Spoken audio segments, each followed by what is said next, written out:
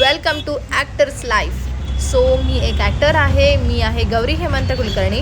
घरातून मस्त मी रेडी होऊन निघाले, पण बाहेर पडण्यापूर्वी मी एक सेल्फ ऑडिशन बनवलं, जे मला थोडं अर्जंट होतं. सो मी ते ऑडिशन बनवलं आणि नाश्ता वगैरे करूनच घरातून बाहेर पडले.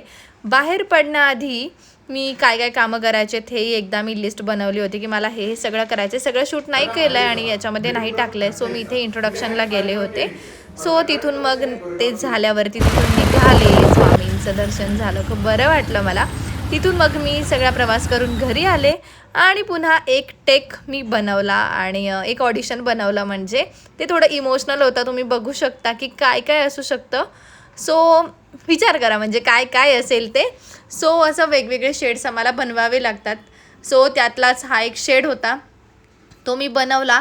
आणि ओव्हरऑल मी आता असेच माझे व्हिडिओज मी माझ्या यूट्यूब चॅनलवरती टाकणार आहे आणि तुम्ही ते नक्की बघा.